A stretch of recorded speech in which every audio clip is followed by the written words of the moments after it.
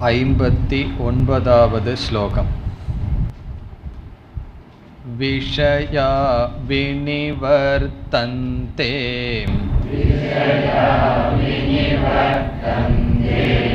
நிராகாரஸ்ய தேஹினஹ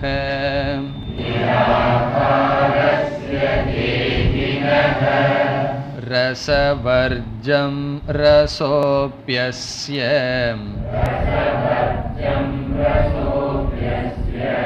பரம் த்ருஷ்ட்வா நிவர்த்ததே.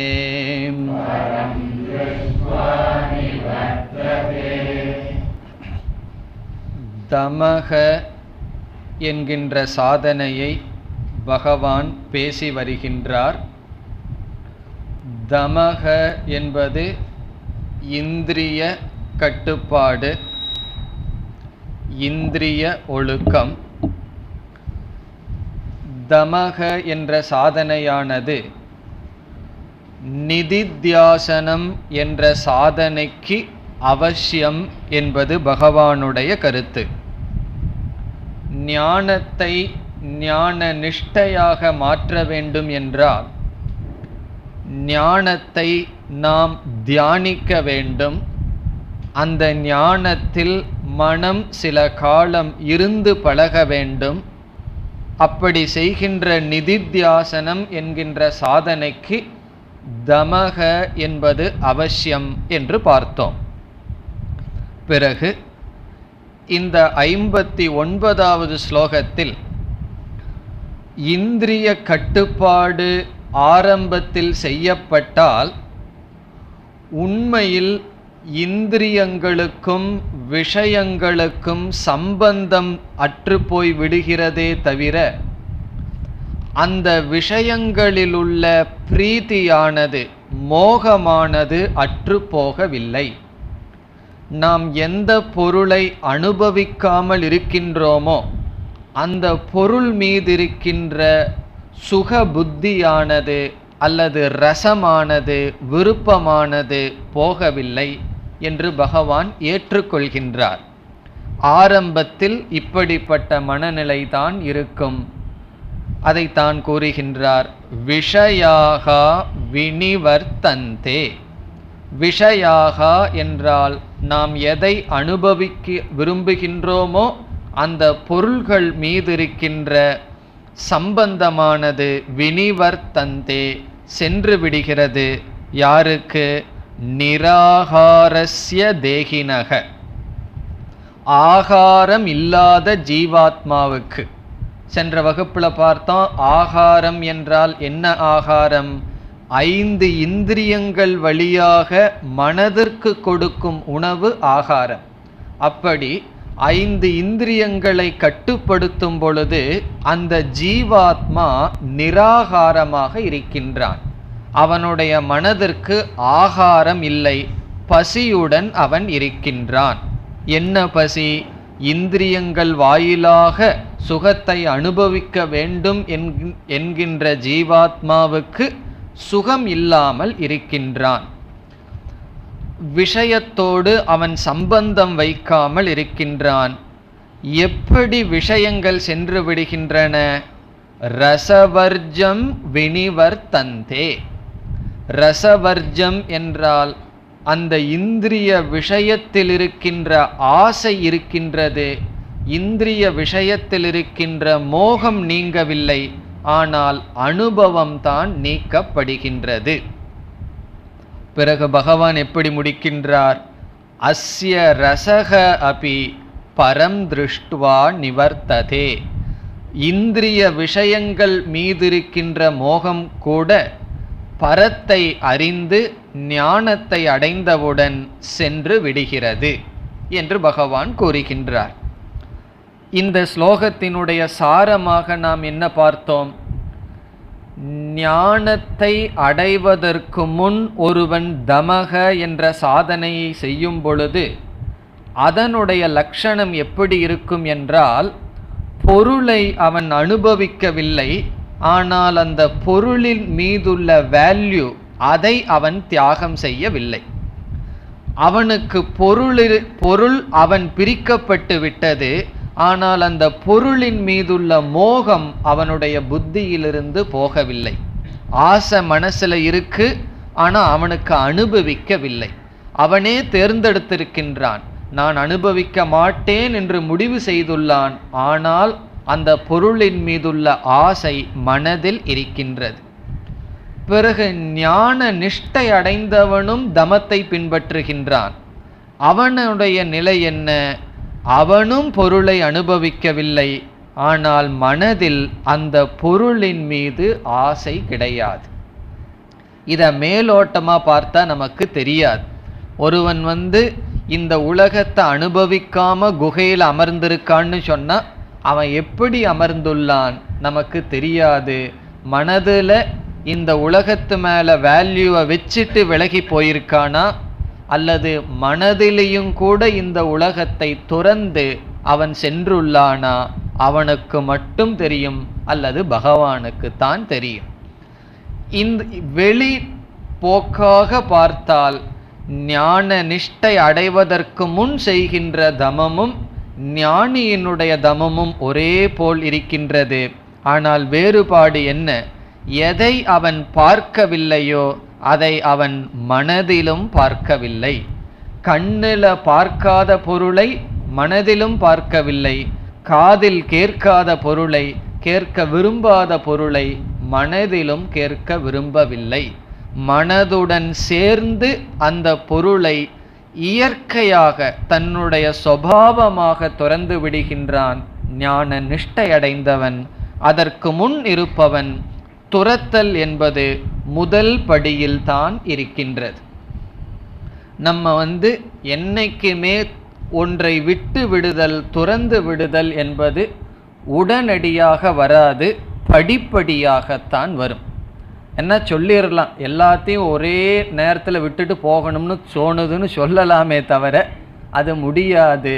அதனால தான் உபனிஷத்து நம்மளுடைய 5 கோஷத்தில் இருக்கிற அபிமானத்தை நீக்கி ஆத்மாவை காட்ட விரும்பும் பொழுது ஒவ்வொரு கோஷமாக அபிமானத்தை வைக்க சொல்லி நம்மைய பயணம் செய்ய சொல்கிறது.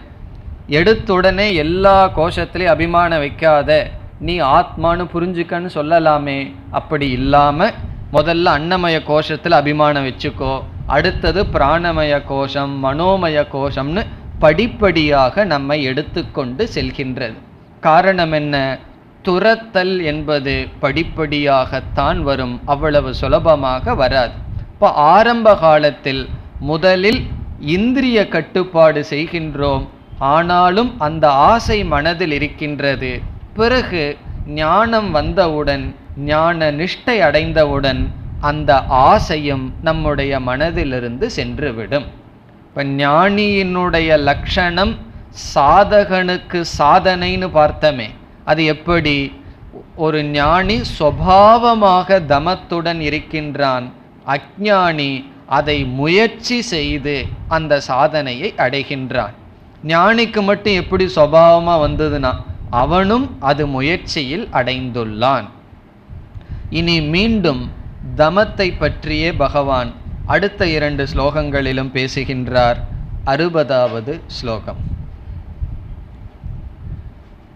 யததோ ஹ்யபி கௌந்தேய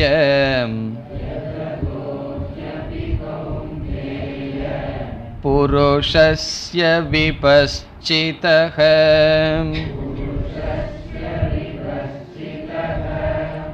இந்திரியாணி பிரமாதீனி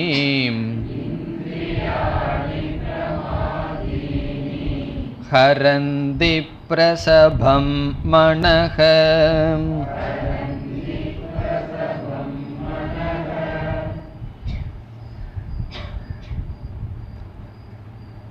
இந்த ஸ்லோகத்தில் இந்திரிய கட்டுப்பாடு செய்யாததனுடைய விளைவை கூறுகின்றார். இந்திரிய அனவஸ்தானே தோஷக. அனவஸ்தானே என்றால் கட்டுப்படுத்தவில்லை என்றால் என்ன தோஷம் வரும்னு சொல்றார். இந்திரிய அனவஸ்தானே தோஷக. தமத்தை பின்பற்றாமல் இருந்தால் வருகின்ற தோஷத்தை இந்த ஸ்லோகத்தில் பகவான் கூறுகிறார். பிறகு இனியொரு கருத்தையும் சேர்ந்து கூறுகின்றார். இந்திரிய ஸ்வபாவம், நம்முடைய இந்திரியத்தினுடைய ஸ்வபாவத்தையும் பகவான் கூறுகிறார். நம்முடைய இந்திரியத்தினுடைய தன்மை, இயற்கை எப்படி இருக்கு என்கின்ற அறிவையும் புகட்டுகின்றார். பிறகு இந்திரிய கட்டுப்பாடு இல்லாமல் இருந்தால் அதனுடைய விளைவையும் கூறுகின்றார். இப்போ இந்த ஸ்லோகத்தினுடைய சாரம், இந்திரிய கட்டுப்பாடு செய்யாததனுடைய விளைவு இந்திரிய ஸ்வபாவம். இந்திரியத்தினுடைய ஸ்வபாவம் என்ன? இனி நாம் ஸ்லோகத்திற்குள் செல்லலாம். யததஹ ஹி அபி கௌந்தேய, ஹே கௌந்தேய, ஹே அர்ஜுன. யததஹ என்றால் முயற்சி செய்து கொண்டிருப்பவனுக்கும் என்று பொருள். யததஹ என்றால் முயற்சி செய்து கொண்டு இருப்பவனுக்கும். யார்? புருஷஸ்ய, ஒரு மனிதனுக்கு. புருஷஸ்யனா சாதாரணமாக சொல்றார், யாரோ ஒருவன் முயற்சி செய்து கொண்டு இருக்கின்றான். பிறகு அவன் எப்படிப்பட்டவன்? விபஸ்சிதக, அறிவை உடையவன். விபஸ்சித்னா அறிவு, விபஸ்சிதக புருஷஸ்ய, அறிவை உடைய முயற்சி செய்து கொண்டு இருக்கின்ற மனிதனுக்கும் என்ன செய்கின்றதாம்? இரண்டாவது வரியில் இந்திரியாணி, இந்திரியங்கள். எப்படிப்பட்ட இந்திரியங்கள்? ஒரு அடைமொழி கொடுக்கிறார் பகவான் இந்திரியங்களுக்கு. பிரமாதீனி. பிரமாதீனி என்றால் பவர்ஃபுல், சக்தி வாய்ந்த. இப்ப சக்தி வாய்ந்த இந்திரியங்கள் ஹரந்தி. ஹரந்தி என்றால் இழுக்கின்றது, இழுத்து செல்கின்றது. எதை? பிரசபம் மனக. மனக ஹரந்தி, மனதை இழுத்து செல்கிறது. மனக ஹரந்தி, மனதை இழுத்து செல்கின்றது. எப்படி இழுத்து செல்கின்றது? அதற்கு ஒரு அடைமொழி பிரசபம். பிரசபம் என்றால் பலாத்காரமாக, ஃபோர்ஸாக, பலாத்காரமாக மனதை இழுத்து செல்கின்றது. இப்ப இரண்டாவது வரியினுடைய சாரம் என்னவென்றால், இந்திரியங்கள் மனதை இழுத்து செல்கின்றது. எப்படிப்பட்ட இந்திரியம் எப்படி மனதை இழுத்து செல்கிறது? அதற்கு பதில் பிரமாதீனி இந்திரியாணி, சக்தி வாய்ந்த இந்திரியம். பிரசபம் ஹரந்தி, மனதை மிக மிக பலாத்காரமாக, அதற்கு விருப்பம் இல்லாவிட்டாலும் மனது விரும்பாத சமயத்திலும் கூட இழுத்து செல்கின்றது. யாருடைய மனசை இழுத்து செல்லுது? முதல் வரியில சொன்னார் புருஷஸ்ய, மனிதனுடைய. மனிதனுடைய மனதை இந்திரியங்கள் இழுத்து செல்கின்றது. அறிவு இல்லாத சோம்பேறியா உட்கார்ந்துட்டு இருக்கிற மனுஷனை இழுத்துட்டு போனா பரவாயில்லை. எப்படிப்பட்ட மனுஷனை இழுத்துட்டு போகுது? விபஸ்சிதக, அறிவை உடைய. பிறகு அறிவு மட்டும் அவனுக்கு இல்லை, யததக அபி, முயற்சியும் செய்கின்ற. இப்ப முயற்சியும் செய்கின்ற, இந்திரிய கட்டுப்பாடு இருக்கணும்னு முயற்சி செய்கின்ற, அறிவையும் உடைய மனிதனுடைய மனதை பலவந்தமாக, பலாத்காரமாக சக்தி வாய்ந்த இந்திரியங்கள் இழுத்து செல்கின்றது. இது இந்திரியத்தினுடைய சுபாவத்தை பகவான் சொல்றார். இந்திரியத்தினுடைய சுபாவம் எந்த இடத்துல சொல்லப்படுகிறது? பிரமாதீனி இந்திரியாணிங்கிற இடத்துல இந்திரியத்தினுடைய சுபாவத்தை சொல்றார். ஹரந்தி அப்படிங்கிற வெர்புக்கு சப்ஜெக்ட் இந்திரியாணி, இந்திரியங்கள் இழுத்து செல்கின்றன. சக்தி வாய்ந்த இந்திரியங்கள் இழுத்து செல்கின்றன. இதனுடைய பொருள், கடோபனிஷத்தில் மனிதனுடைய வாழ்க்கையையே ஒரு பயணமாக கற்பனை செய்யப்பட்டு இந்த ஷரீரம் ரதம் என்றெல்லாம் அங்கு கற்பனை செய்யப்பட்டது. அதில் 5 குதிரைகள் எப்படி ரதத்தை இழுத்து கொண்டு செல்கிறதோ அதே போல 5 குதிரைகளுக்கு அங்கு உதாரணம் 5 இந்திரியங்களாக சொல்லப்பட்டது. 5 இந்திரியங்கள் ரதத்தை இழுத்துட்டு போவது போல, 5 குதிரைகள் ரதத்தை இழுப்பது போல 5 இந்திரியங்கள் நம்முடைய மனதையும் உடலையும் இழுத்து கொண்டு செல்கின்றது.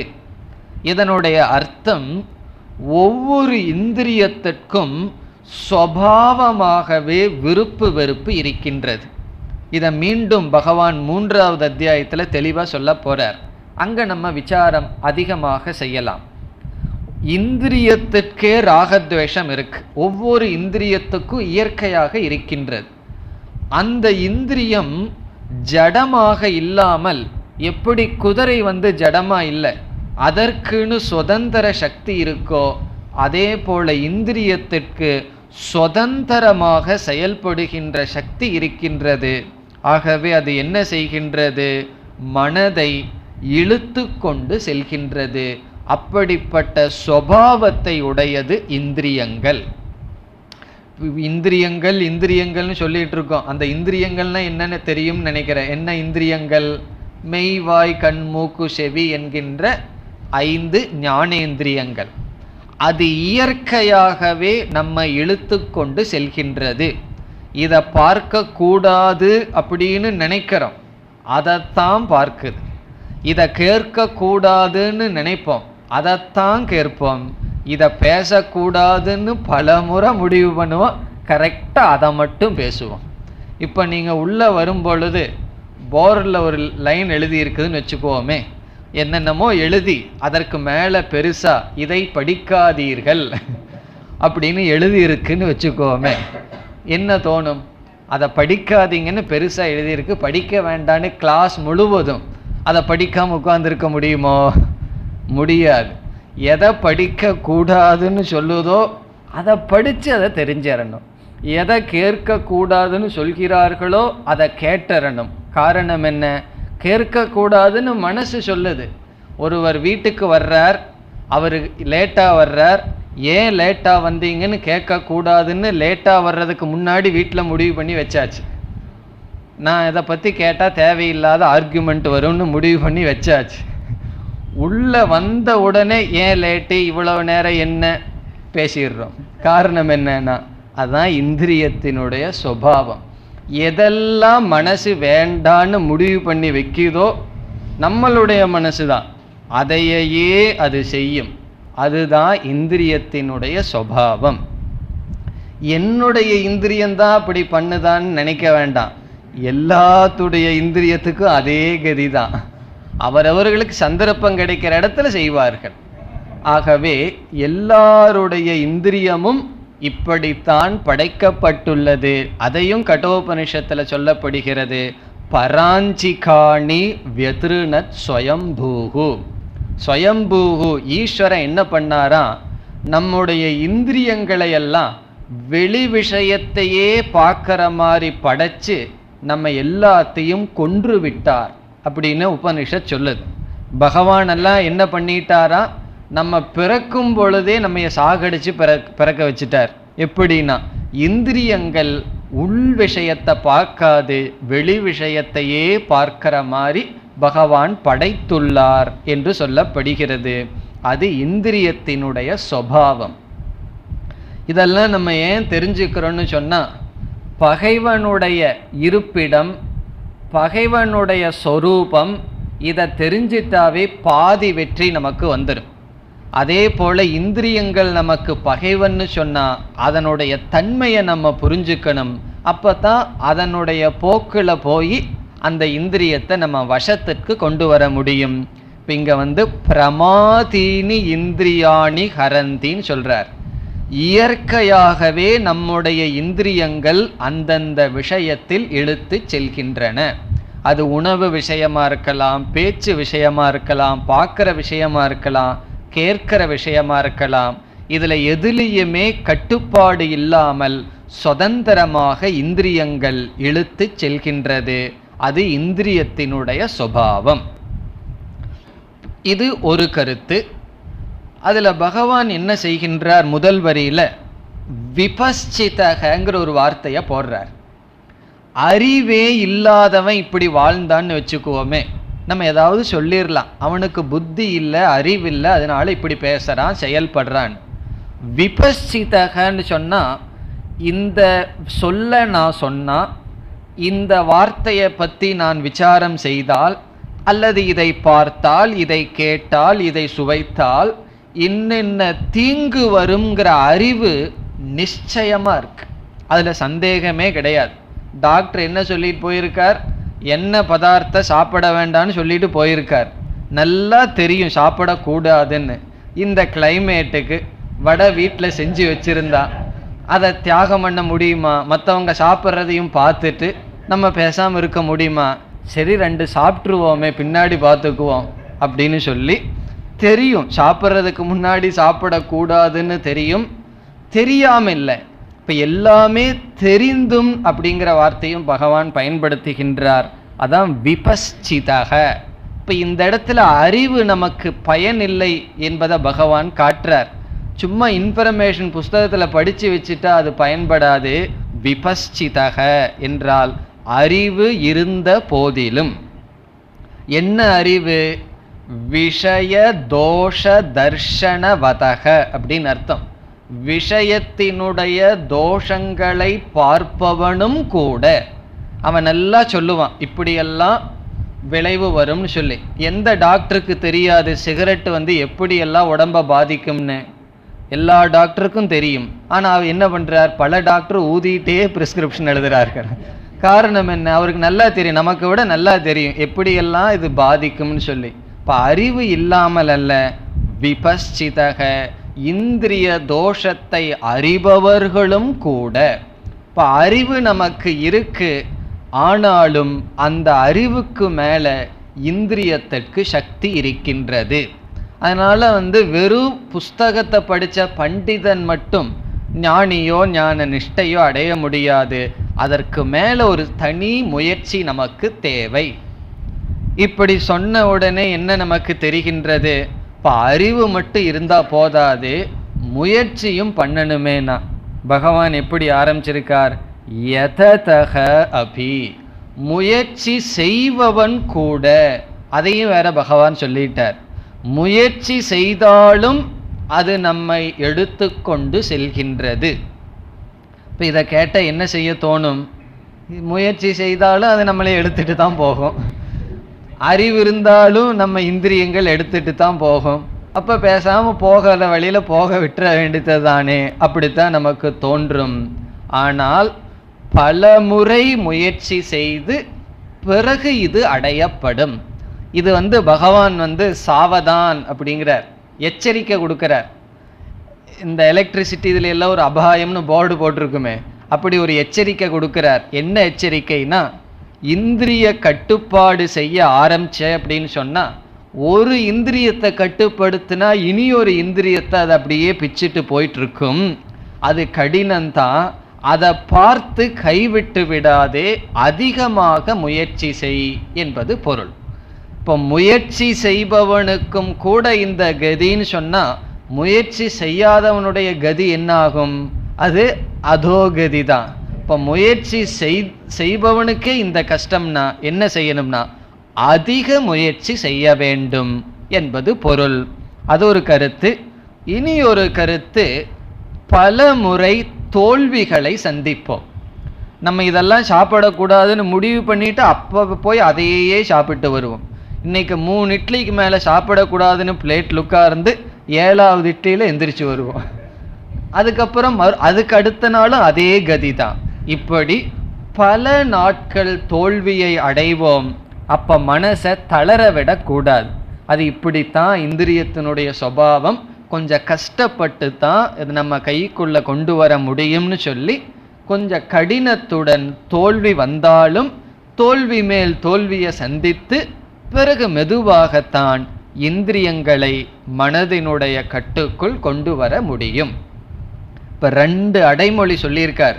முயற்சி செய்பவனுக்கும் அறிவு இருப்பவனுக்கும் பலமான இந்திரியங்கள் அவனை இழுத்து கொண்டு செல்கின்றது.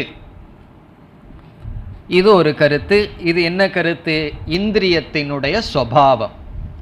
இனி ஒரு கருத்து இதில் இருக்குன்னு பார்த்தோமே, இந்திரிய அனவஸ்தானே தோஷக, இந்திரிய கட்டுப்பாடு இல்லாமல் இருந்தால் என்ன தோஷம் வரும்? அது நம்ம இழுத்துட்டு போகுதே, விட்டு விடலாமே அப்படின்னு நம்ம விட்டு விட்டால் என்ன தோஷம் வரும்? மனக ஹரந்தி. அந்த இடத்துல அந்த கருத்து இருக்கின்றது. நம்முடைய மனமானது நம்மிடமிருந்து எடுத்து செல்லப்பட்டு விடும். நம்ம எதை லாஸ், நமக்கு என்ன லாஸ் அப்படின்னா, நம்முடைய மைண்ட், நம்முடைய மனதை நாம் இழந்து விடுவோம். இந்த உலகத்துல எதை வேண்டுமானாலும் இழந்தால் திருப்பி பெற்றுடலாம். 10 லட்சம் ரூபா போயிடுதுன்னு வச்சுக்கோமே, இன்ட்ரெஸ்ட் அதிகமாக கிடைக்குதுன்னு சொல்லி சேவ் பண்ண பணத்தை எல்லாம் கொண்டு போய் ஏதாவது ஒரு ஃபைனான்ஸ்லேயே போட்டு அதாவது போயிடுதுன்னு வச்சுக்குவோமே, போயிட்டு போகட்டும், அதை மறுபடியும் ஒரு 10 வருஷம் முயற்சி பண்ணால் அடைஞ்சிடலாம். பணம் போனால் ஒன்றும் பெரிய லாஸ் கிடையாது. அது ஒரு ப்ராவர்பு சொல்லுவாங்க அல்லவா, if wealth is last nothing is last, if health is last something is last, if character is last everything is last. அப்படி பணம் போயிடுது அப்படின்னா அது எப்படியாவது அடைஞ்சிடலாம், அல்லது அவ்வளவு போய் வைராகியம் வந்ததுன்னா அது ஒரு பெரிய ஒரு கெயின். அதனால எதை லாஸ் பண்ணாலும் நம்ம அடைஞ்சிடலாம். ஆனால் நம்முடைய மனதை உடைச்சிட்டோம் அப்படின்னா, மனதை இழந்துட்டோம் அப்படின்னா அதுதான் கிரேட்டஸ்ட் லாஸ். அது எப்படி எனக்கெல்லாம் தெரியலையேன்னு சொன்னான். இங்கே பக்கத்தில் பைத்தியகார ஆஸ்பத்திரியில் போய் பார்த்தா தெரியும். நமக்கு பகவான் ஒரு மனசை கொடுத்துருக்கார். ஒரு மனதில் ஒரு குறையோட கொடுத்திருந்தா அவங்களுடைய வாழ்க்கை எப்படி இருக்கும்? இன்னைக்கு நம்ம சமுதாயத்துக்குள்ள மனிதன்கிற ஒரு ஸ்டேட்டஸில் வாழ்ந்துட்டு இருக்கிறோமே, நம்ம நினச்சிட்டு இருக்கோம் பணத்தினால மற்றதுனாலன்னு. அதற்குன்னு ஒரு தனி ஸ்டேட்டஸ் வந்தாலும் நம்மளுடைய மனம் இருக்கே, அந்த மனதுனால தான் நமக்கு ஒரு மரியாதையும் இருக்கு, மனதினுடைய அடிப்படையில் நம்ம வாழ்க்கையினுடைய உயர்வும் இருக்கு. அந்த மனதை நம்ம பாதுகாக்கணும். நமக்கு அது தெரியவே தெரியல. பெரிய பொக்கிஷத்தை பகவான் கொடுத்துருக்கார். இந்த உடலும் அப்படிப்பட்டது தான். நான் மனதை பாதுகாக்கணும்னா மனது இருக்கிற இடம் சரீரம், அதையும் பாதுகாக்கணும். இப்போ பகவான் நமக்கு கொடுத்த கிரேட்டஸ்ட் கிஃப்ட் என்னன்னா உடலும் மனமும். அந்த மனம் சிதறடைந்து விடும், பாழடைந்து விடும், நம்மை விட்டு சென்று விடும். இப்போ மது முதலிய பழக்கங்கள்னால என்ன நாசமடையுது? அவங்களுடைய மனம் நாசமடைந்து விடும். அந்த வில் பவர், அந்த சக்தி எல்லாமே நாசமடைந்து விடும். அது அவர்களுக்கு தெரியவில்லை. அவ்விதம் இந்திரிய போகத்தில் ஒருவன் இருக்க இருக்க அவனுடைய மனதை இழந்து விடுகின்றான். அதுதான் இந்திரிய கட்டுப்பாடு செய்யாததனுடைய தோஷம், விளைவு. நம்ம எதை இழந்துடுறோம்? நம்முடைய மனதையே இழந்து விடுகின்றோம். நம்ம மனதையே நாசம் பண்றதுக்கு என்ன வழி? கேட் என்ன? 5 இந்திரியங்கள். 5 இந்திரியங்கள் வழியாக போக வஸ்துவில மனது போயிட்டே இருந்ததுன்னா மனம் நாசம் அடைந்து விடும். அடுத்த கேள்வி சொல்லலாம், மனந்தான் நாசமா போகட்டுமே அப்படின்னு சொல்லி. அதுக்கு என்ன நம்ம பார்த்தோம்? நிதித்தியாசனம்ங்கிற சாதனையை யார் செய்ய வேண்டும்? நம்முடைய மனம் செய்யும்.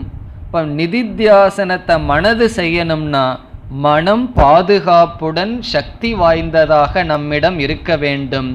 ஆகவே மனம் நம்மை விட்டு சென்று விட்டால், பொருள்கள் மீதே மனம் இருந்தால் நிதித்தியாசனம்ங்கிற சாதனை செய்யாது. நிதித்தியாசனம்ங்கிற சாதனை இல்லை என்றால் ஞானத்தை ஞான நிஷ்டையாக மாற்ற முடியாது. அதை ஞாபகம் வச்சுக்கணும். நம்ம ஸ்தித பிரஜ்ஞ லட்சணத்தில் இருக்கோம். பிரஜ்ஞாவை ஸ்தித பிரஜ்ஞமா எப்படி மாத்துறதுங்கிற விசாரம், அறிவை ஞானத்தை ஞான நிஷ்டையாக எப்படி மாற்றுவது என்றால் நிதித்தியாசனம்ங்கிற சாதனை, அதை செய்வது மனம் என்று பார்த்தோம். இப்போ அந்த மனதை பாதுகாக்க வேண்டும் என்றால் இந்திரிய கட்டுப்பாடு தேவை. இனி பகவான் அடுத்த ஸ்லோகத்தில் தமக என்கின்ற கருத்தை முடிவுரை செய்கின்றார். 61. தானி சர்வாணி சம்யம்ய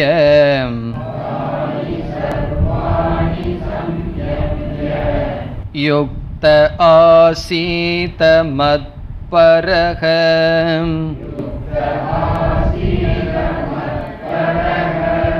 வசேஹி யஸ்யேந்திரியாணி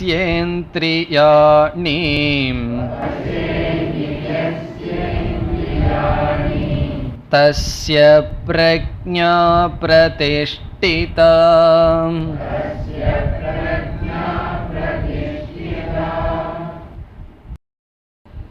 இந்த ஸ்லோகத்தில் ஞான நிஷ்டை அடைய விரும்புகின்ற விவேகி என்ன செய்ய வேண்டும் என்று பகவான் நல்ல அறிவுரை கொடுக்கின்றார். விவேகினக கர்த்தவ்யம் கிம், விவேகினால் செய்ய வேண்டியது என்ன?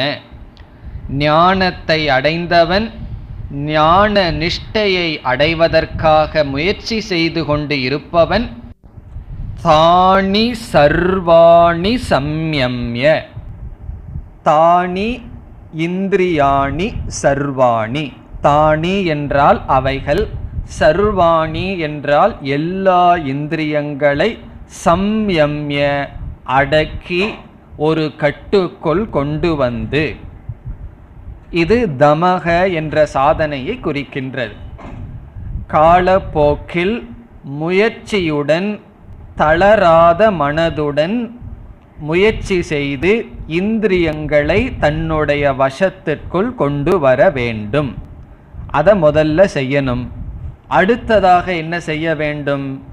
தானி சர்வாணி, எல்லா இந்திரியங்களையும் தன்னுடைய கட்டுக்குள் கொண்டு வந்து, யுக்தக, அடுத்த சொல் யுக்தக. யுக்தக என்ற சொல் சமக என்ற சாதனையை குறிக்கின்றது.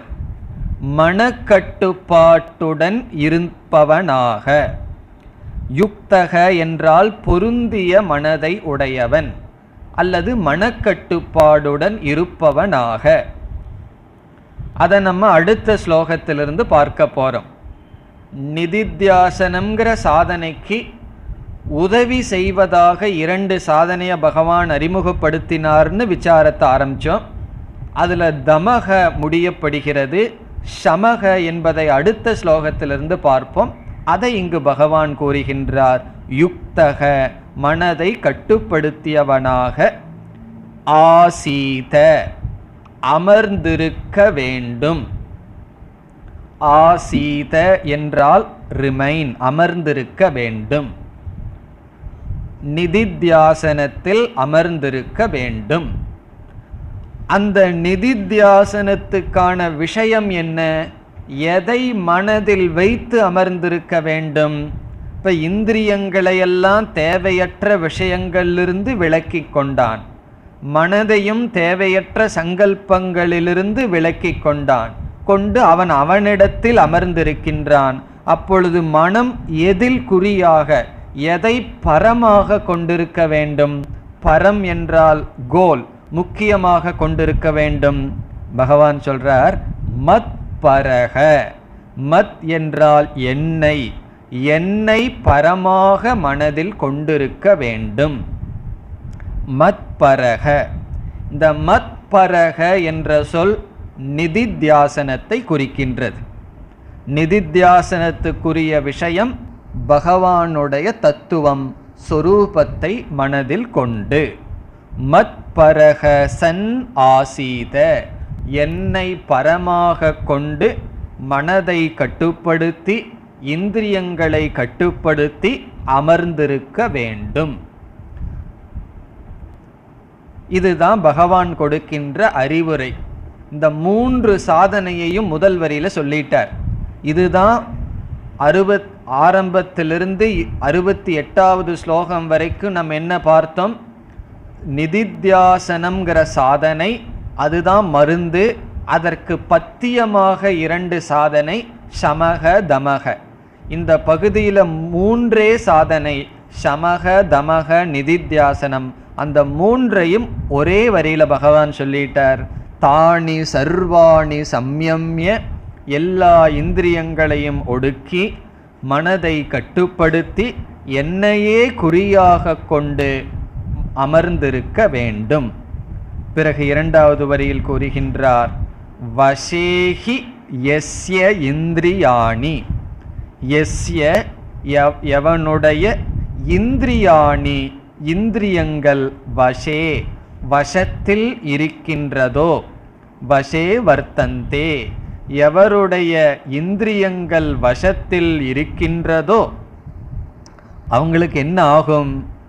தஸ்ய பிரக்ஞா பிரதிஷ்டிதா, அவர்களுடைய ஞானம் பிரதிஷ்டிதை அடையும், நிஷ்டை அடையும். தஸ்ய அவர்களுடைய பிரக்ஞா அறிவானது பிரதிஷ்டிதா நிலை பெறும். ஞானம் ஞான நிஷ்டையாக மாறும். யாருக்கு? யஸ்ய எவருடைய இந்திரியங்கள் வசே வர்த்தந்தே வசத்தில் இருக்குமோ, யாருடைய இந்திரியங்கள் அவர்களுடைய வசத்தில் இருக்குமோ அவர்களுடைய ஞானமானது நிலை பெறும். இப்ப இந்திரிய வசம் இல்லைன்னு, ஒருவருடைய இந்திரியங்கள் அவருடைய வசத்தில் இல்லை என்றால் ஞானம் வராது. ஒரு கால் ஞானம் வந்தால் ஞான நிஷ்டை வராது. இதை மனதில் ஆழ்ந்து நாம் பதிய வைத்து கொள்ள வேண்டும். இந்திரிய கட்டுப்பாடுதான் முதல் படி, கடைசி படியும் கூட. ஆரம்பத்தில் இந்திரிய கட்டுப்பாடுடன் வாழ்க்கையை ஆரம்பிக்கணும். ஆன்மீக வாழ்க்கைன்னு வச்சாவே இந்திரிய ஒழுக்கம்தான். பிறகு ஞானம் வரும். அதே இந்திரிய கட்டுப்பாடு தொடர்ந்து இருந்தால் ஞான நிஷ்டை வரும். எத்தனையோ சாதனைகளை நம்ம பேசிட்டு வருவோம். அதில் இந்த இந்திரிய கட்டுப்பாடுங்கிறது எப்படிப்பட்ட சாதனைனா, ஒரு விதையை விதைத்தவுடன் மரமாகும் வரை தண்ணீர் ஊற்றுவதுங்கிறது ஒரு சாதனை, வேலி போடுறதுங்கிறது ஒரு சாதனை, உரம் வைக்கிறதுங்கிறது ஒரு சாதனை. அதெல்லாம் ஒரு பீரியடில் தான் வைப்போம். எல்லா நேரமும் வேலி போட்டுட்டு இருக்க மாட்டோமே. பிறகு உரம் வைக்கிறதும் இல்லையே. ஆனால் தண்ணீருங்கிறது எப்படின்னா, ஆரம்பத்திலிருந்து கடைசி வரைக்கும் அந்த சாதனையை செஞ்சுட்டே இருக்கணும். அதில் வர்றது தான் தமக சமகங்கிற சாதனை. அது தொடர்ந்து இருந்து கொண்டே வரணும். எப்போ சமக தமகங்கிற சாதனையை நம்ம விட்டுறலாம், எப்போ இந்த இரண்டும் நம்முடைய சுபாவமாகுமோ அப்போ விட்டுறலாம். அதனுடைய அர்த்தம் என்ன? அதை சாதனையாக செய்ய வேண்டிய அவசியம் இல்லை, அதனுடைய சுபாவமாகவே அது ஆகிவிடும். அப்போ அதை விடவே கூடாது என்று பொருள். அதனால தான் பகவான் சொல்கிறார், எவருடைய இந்திரியங்கள் அவர்களுடைய வசத்தில் இருக்குமோ அவர்களுடைய அறிவு நிலை பெறுகின்றது. இதோடு 58 ஆரம்பித்த கருத்து 61வது இந்த ஸ்லோகத்துடன் தமக இந்திரிய கட்டுப்பாடு என்கின்ற சாதனை முடிவடைகிறது. நம்ம இதுவரைக்கும் பார்த்தது ஒரு சாம்பிள் மாதிரி. இனிமேல் 4வது அத்தியாயத்தில் மற்ற அத்தியாயத்தில் எல்லாம் இந்த தமக என்ற சாதனையை மீண்டும் மீண்டும் பார்க்க இருக்கின்றோம். இனி அடுத்த ஸ்லோகத்தில் அடுத்த சாதனைக்கு பகவான் வருகின்றார், சமக என்கின்ற சாதனை. 62 த்யாயதோ விஷயான் பும்சகம்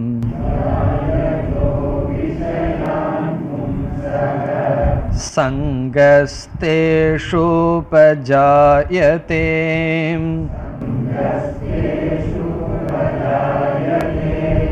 சங்காத் சஞ்சாயதே காமகம்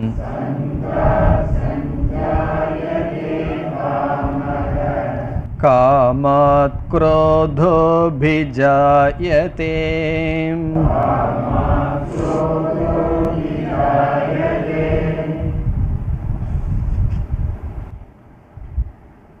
62வது ஸ்லோகத்தில் ஆரம்பித்து 68வது ஸ்லோகம் வரை பகவான் சமக என்ற கருத்தையே பேசி வருகின்றார். கடைசி 2 ஸ்லோகத்தில் 67, 68 முடிவுரை செய்வார். ஆனால் இதற்கு பிறகு வருகின்ற எல்லா ஸ்லோகங்களில் சமக என்கின்ற சாதனையை பற்றி பகவான் பேச ஆரம்பிக்கின்றார். பகவான் என்ன கருத்தை சொல்கிறாரோ அதற்கு முன் ஒரு விசாரத்தை செய்து பிறகு நாம் ஸ்லோகத்திற்குள் செல்லலாம். சென்ற வகுப்பில் பார்த்தோம், நிதித்தியாசனம் என்ற சாதனை ஞானத்தை ஞான நிஷ்டையாக மாற்றும். நிதித்தியாசனம் என்ற சாதனை செய்வது மனக, நம்முடைய அந்த கரணம். நம்முடைய மனம் நிதித்தியாசனம்ங்கிற சாதனையை செய்யும். நிதித்தியாசனம் என்ற சாதனை ஞான நிஷ்டையை கொடுக்கும். மனம் நிதித்தியாசனம் என்ற சாதனையை செய்ய வேண்டுமென்றால் அமைதியாக இருக்க வேண்டும். இதெல்லாம் நம்ம பார்த்த கருத்து தான். மனம் அமைதியாக இருக்க வேண்டும். மனம் 2 விதத்தில் அமைதியை இழக்கலாம். ஒன்று, இந்திரியங்கள் விஷயத்தோடு சம்பந்தம் வைக்கும் பொழுது மனமானது அமைதியை இழந்து விடலாம். அந்த ஒரு விதத்தில் நம்முடைய மன அமைதியை நாம் இழந்து வருகின்றோம். காலையில் எழுந்தவுடன் மனம் அமைதியாக இருக்கின்றது.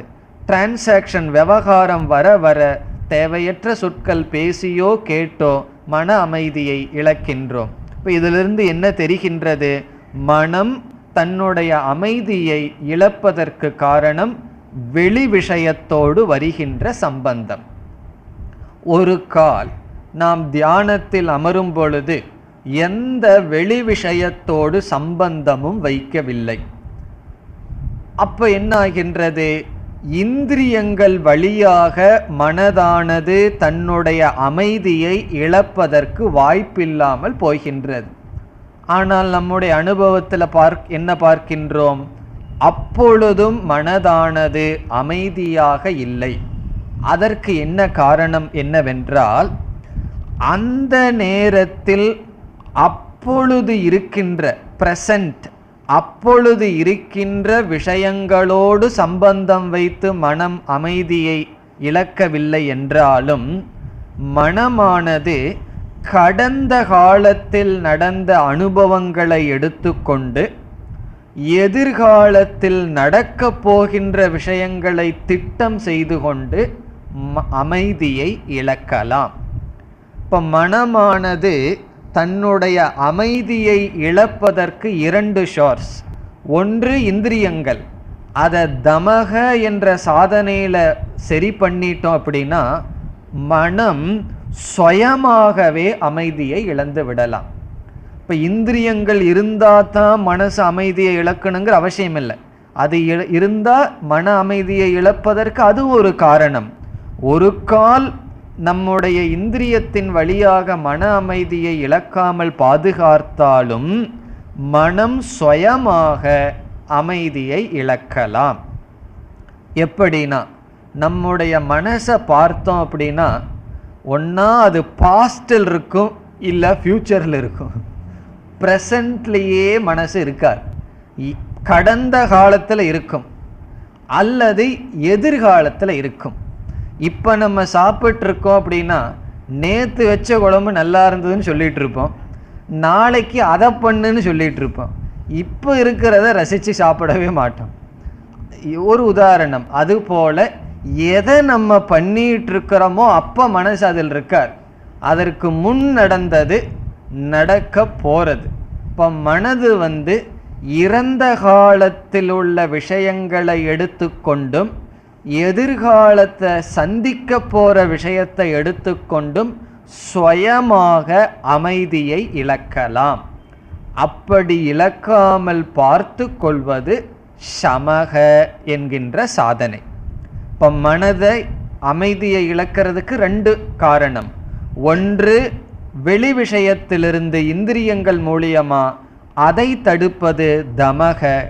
இனி ஒன்று, தானாகவே அமைதியை இழக்கலாம்.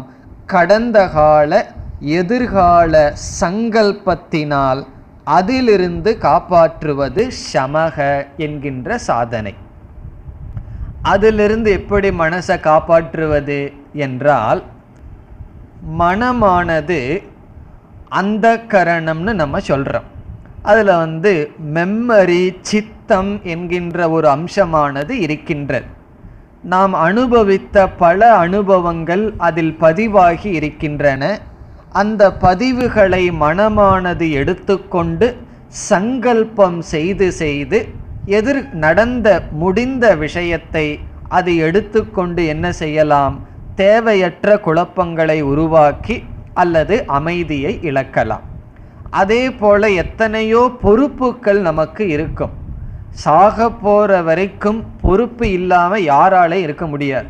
சோம்பேறிக்கு கூட அடுத்த வேளை சாப்பிடணுங்கிற பொறுப்பு இருக்கு. அப்படி இறக்கும் வரை ரெஸ்பான்சிபிலிட்டியை நான் துறந்துடுறேன் அப்படின்னு சொல்லவே முடியாது. அந்த பொறுப்புகள் இருக்கும். பொறுப்பு இருக்குன்னு சொன்னா உடனே மனசு என்ன பண்ணும், அந்த பொறுப்பு விஷயத்திலேயே சிந்திச்சிட்டு இருக்கும். ஆகவே எதிர்காலம், இறந்த காலம், இந்த இரண்டையும் மனசு நினைக்காமல் நிகழ்காலத்தில் எந்த விஷயத்துல நம்ம பொருத்துறமோ அதுல பொருத்தி பழகுதல் சமக என்கின்ற சாதனை. அப்ப நம்ம என்ன செய்யணும்னா, தியானம் பண்ண ஆரம்பிச்சவுடன் நமக்குள்ளேயே ஒரு ஆட்டோ சஜஷன் போடணும். நமக்குள்ளேயே ஒரு விரதத்தை எடுத்துக்கணும்.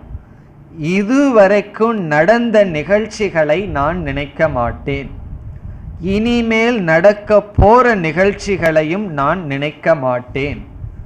இதுவரைக்கும் நடந்த பாஸ்டுக்கு ஒரு க்ளோஸ், பாஸ்ட்டை பற்றி நான் நினைக்க மாட்டேன். எதிர்காலத்தை பற்றி நான் சங்கல்பம் செய்ய மாட்டேன்னு ஒரு சங்கல்பத்தை எடுத்துக்கணும். இப்போ சங்கல்பத்தினால தான் வெல்லணும். தேவையில்லாத எண்ணங்களை என்ன செய்யணும், வேறு ஒரு எண்ணத்தினால தான் நம்ம வெல்லணும். காரணம் என்ன, மனதை அடக்கிறதுக்கு வேற ஒரு சாதனை நம்ம கையில் இல்லை, மனசு தான் இருக்கு. மனதை கொண்டு தான் மனதை அடக்க முடியும்.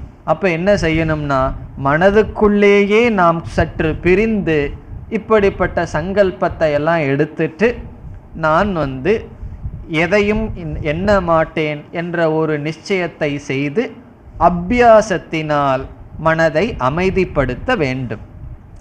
இதனுடைய அதிக விசாரத்தை எல்லாம் பிறகு பார்க்கலாம். பிறகு நாம் தமக என்கின்ற சாதனையை சொன்னோம்.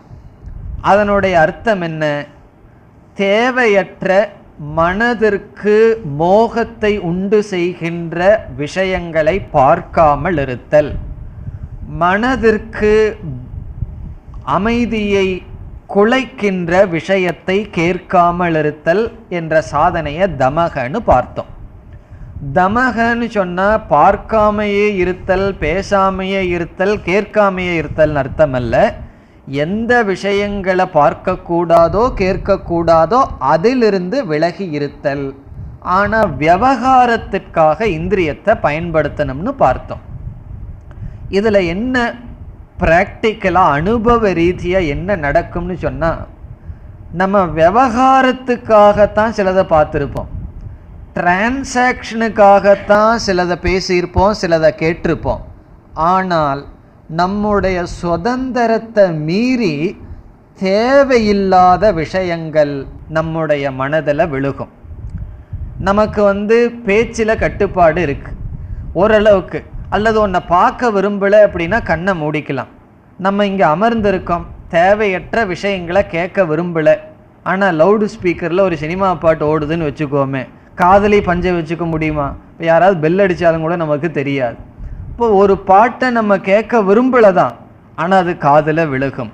அதே போல் வீட்டில் நீங்கள் ஒரு அறையில் உட்கார்ந்து ஏதோ பண்ணிகிட்ருக்கீங்க, மற்றவங்க 2 பேரும் கான்வர்சேஷன் பேசிகிட்டு இருக்கிறது கேட்க விரும்பலை, ஆனால் அது காதில் விழுகும்.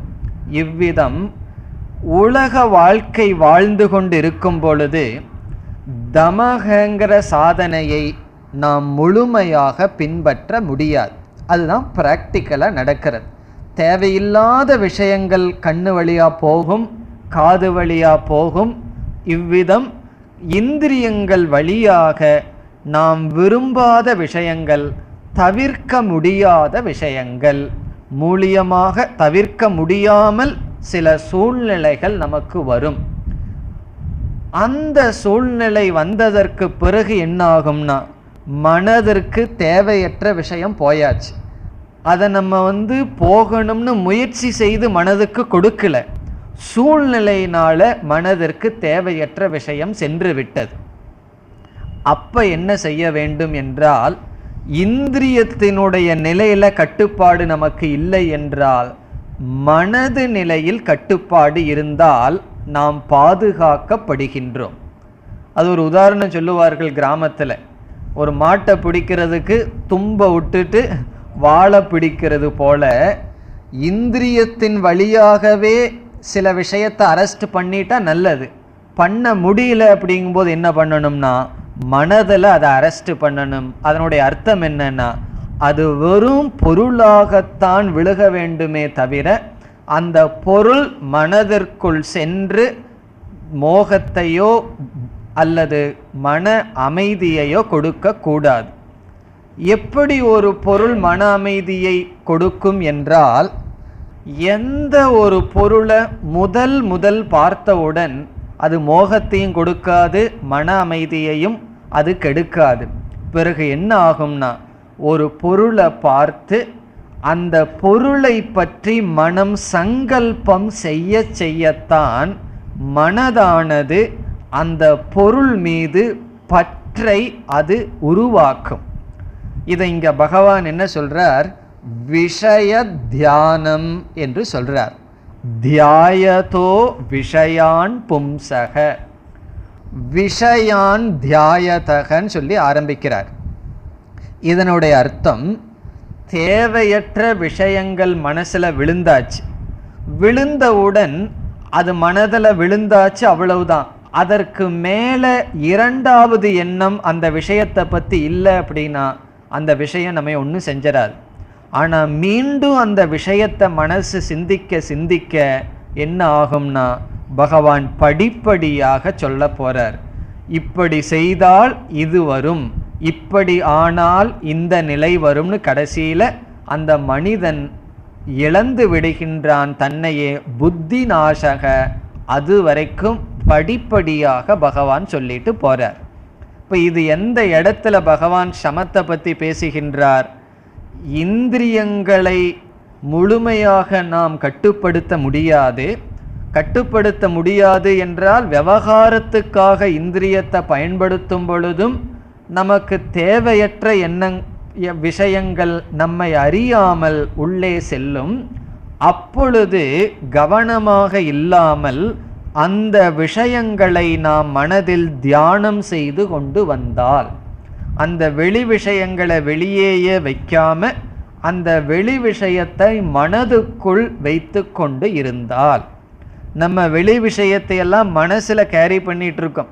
அதனால தான் எல்லா மனசும் ரொம்ப வெயிட்டாக இருக்குது. காரணம் என்ன? எத்தனையோ விஷயங்கள் மனசில் பழுவாக இருக்கின்றது. அது எப்படி பழுவாச்சு? ஒரு விஷயம் ஆரம்பத்தில் ஆசையை நமக்கு தூண்டாது. ஆசை காமம் என்பது எப்படி வருதுன்னு இங்கே பகவான் சொல்ல போகிறார் படிப்படியாக. ஒரு பொருளை பார்த்த உடனேயே அதில் ஆசை வந்துடாது. நம்ம ரோட்டில் போயிட்டுருக்கோம், ஸ்டோர்ஸில் எத்தனையோ பொருள் வெளியே கட்டி தொங்க விட்டுருக்கான்.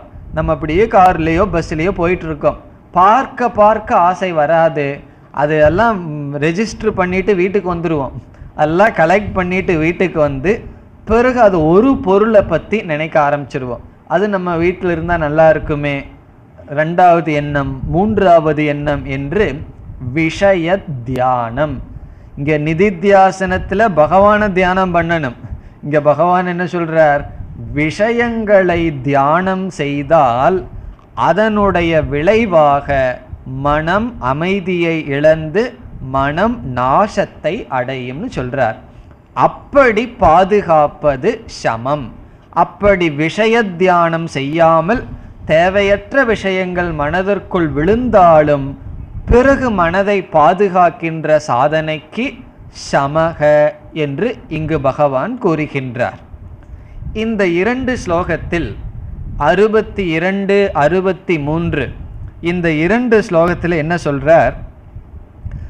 தமகங்கிற சாதனையை செய்யவில்லை என்றால் என்ன விளைவு வரும்னு சொல்றார். நேரடியாக மனக்கட்டுப்பாடு சமக நீங்க சொல்லல. மனக்கட்டுப்பாடு இல்லாமல் இருந்தால் அதனுடைய விளைவு என்ன அப்படிங்கிறத முதல்ல சொல்றார்.